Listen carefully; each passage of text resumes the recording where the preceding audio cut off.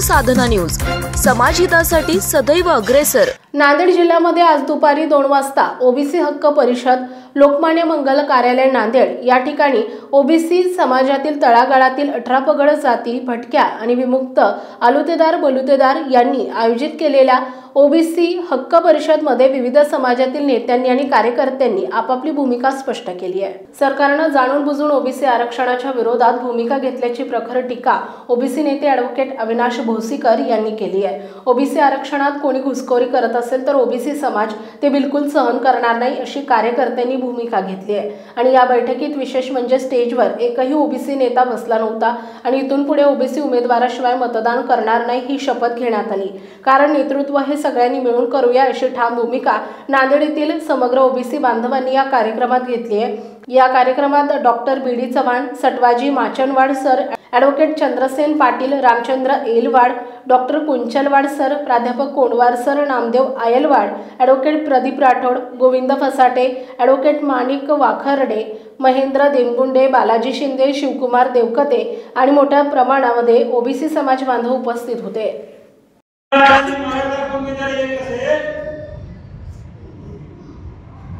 हे शूद्र आणि अतिशूद्र नसेल,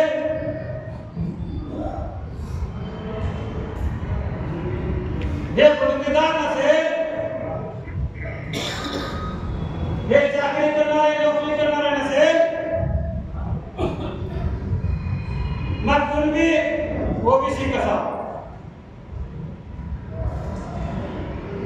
आमचा पहिला प्रश्न आहे, वाटोळं तुमच्यामुळे झालं, या महाराष्ट्राच्या सरकारला सांगायचं आहे, कुणबीला या पैशामध्ये येणार याच्या ओबीसी बाहेर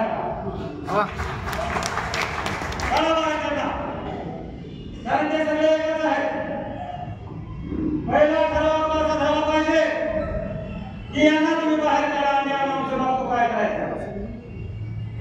कालचा जो जीआर आला, आपण सगळ्यांनी जीआर वाचला मित्रहो, हा जीआर कॅन्सल होणार आहे, हा जीआर कॅन्सल होणार आहे।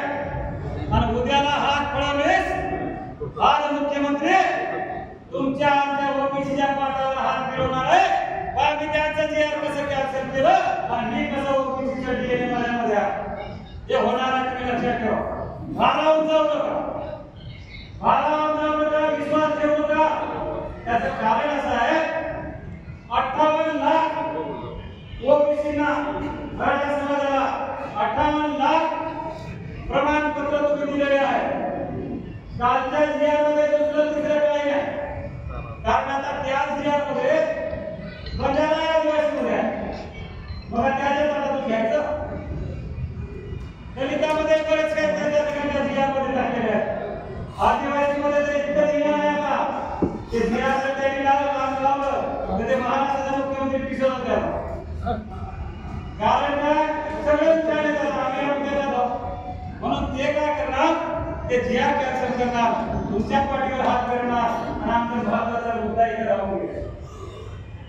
आमचा महत्वाचा मुद्दा एकच आहे, जे तुम्ही सर्वे केले, जे चुकीचे सर्वे केले, जे खोटे सर्वे केले, जे डुप्लिकेट सर्वे केले, त्या सगळ्या डुप्लिकेट ओबीसी प्रमाणपत्रावर, ओबीसी प्रमाणपत्र धारकावर फौजदारी गुन्हे दाखल करा आणि त्यांचे जे काही प्रमाणपत्र असेल ते खातरजमा सरकारकडे करा।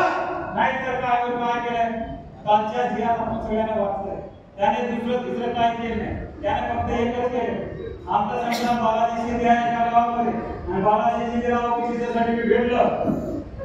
जेवढे त्या गावामध्ये शिंदे असतील त्या सगळ्या ते सगळे सोयऱ्याच्या माध्यमातून त्या ठिकाणी ते प्रमाणपत्र वाटणार आहेत। म्हणून आपला निषेध एकच असला पाहिजे, 58 लाख कोटी पहिले रद्द करा, त्याच्यावर गुन्हे दाखल करा आणि या महाराष्ट्रामध्ये पुन्हा एक क्रांती करण्यासाठी तुम्हाला रस्त्यावर उतरायचं आहे। नंतर कोणी मोठा नाही, कोणी लहान नाही, सगळे तुमच्यापेक्षा लहान कार्यकर्ता आहे, एक गाड्यांचा कार्यकर्ता आहे, तुमचा एक भावकी म्हणून आपण स्वीकारावं। आपण या ठिकाणी आहात त्याबद्दल तुमचे सगळ्यांचे ऋणी करतो।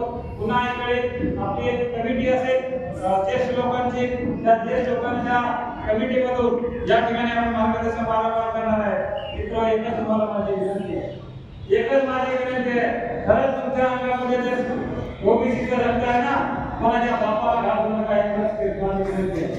आणि जे होईल ते होईल, जे होईल ते होईल.